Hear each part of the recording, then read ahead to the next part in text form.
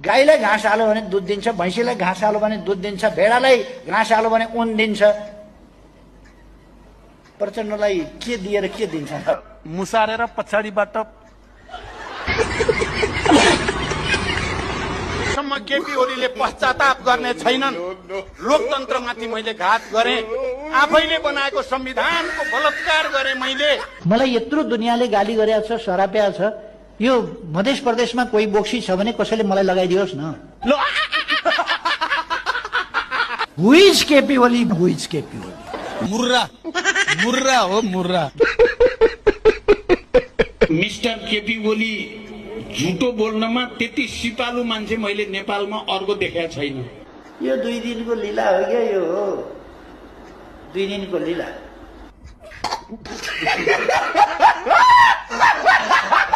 अस्ति भर्खरै तपाईँहरूले हेर्नुभयो नि जी न्युजको इन्टरभ्यू, उहाँले बोलाएको त्यो पनि नाटकै हो, नाटकै हो, नाटकै हो।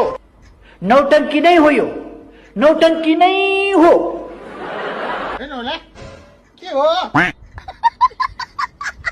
केपी ओली जस्ता भेडाहरूको संगत गरियो 2-3 वर्ष, 30-40 वर्ष। अलिअलि भेडा जस्ता हामी पनि भाछौँ कि क्या हो?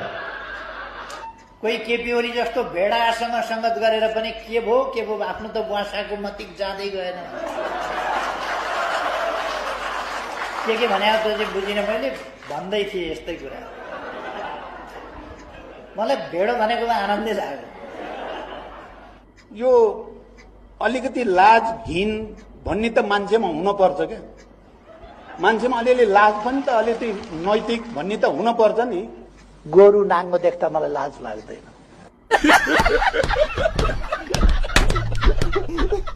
यो टेलर मात्रै हो, हेर्दै जानु सिङ्गै फिल्म देखिन्छ। सधैँ टेलर मात्रै किन प्रचण्डजी? सिनेमा चलाउनुहोस् न तपाईँको हलमा। हल किन रित्तै? किन ताला लागेको छ तपाईँको हलमा? सिङ्गै फिल्म देखिनेवाला छ।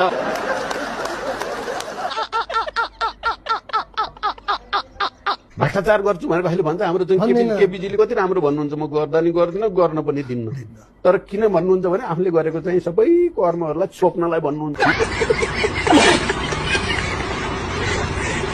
केपीजी नि यति ठुलो भनिराख्नु भएको छ आफूलाई, त्यो नफुटिन्जेल उहाँले भुँडी फुलाइराख्नु जस्तो देखाएको छु मैले।